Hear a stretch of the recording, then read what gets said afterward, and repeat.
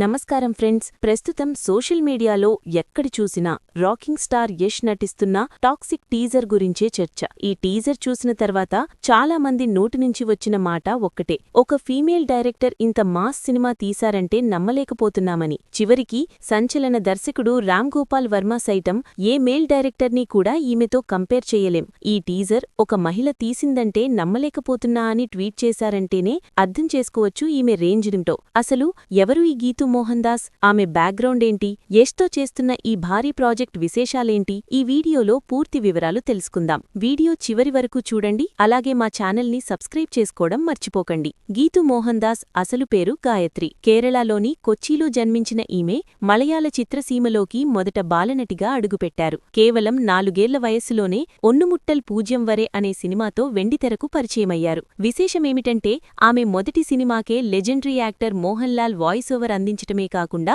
అతిథి పాత్రలో కూడా కనిపించారు. ఆ తర్వాత ఆమె కథానాయికగా మాడి లైఫ్ ఈజ్ బ్యూటిఫుల్ వంటి చిత్రాల్లో నటించారు. అకలే సినిమాలో ఆమె నటనకు కేరళ స్టేట్ అవార్డు కూడా దక్కింది. పెళ్లి తర్వాత నటనకు స్వస్తి చెప్పిన గీతూ మెగాఫోన్ పట్టి దర్శకురాలిగా మారారు. ఆమె దర్శకత్వం వహించిన మొదటి Hindi cinema Liar's Dice national అవార్డులను కొల్లగొట్టింది. ఆ తర్వాత మూథోన్ వంటి క్రిటికల్ అక్లెయిమ్డ్ సినిమాలతో అంతర్జాతీయ స్థాయిలో గుర్తింపు తెచ్చుకున్నారు. ఈమె భర్త రాజీవ్ రవి ప్రముఖ సినిమాటోగ్రాఫర్.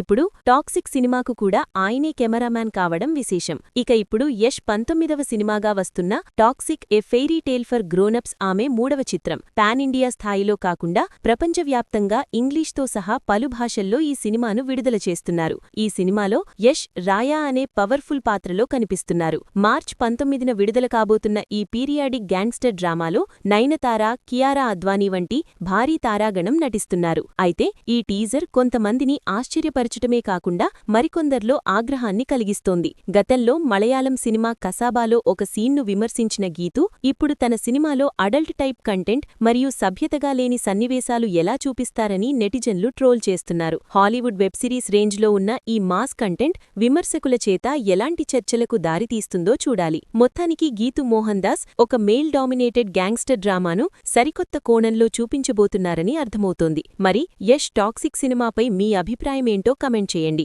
వీడియో నచ్చితే లైక్ చేసి షేర్ చేయండి.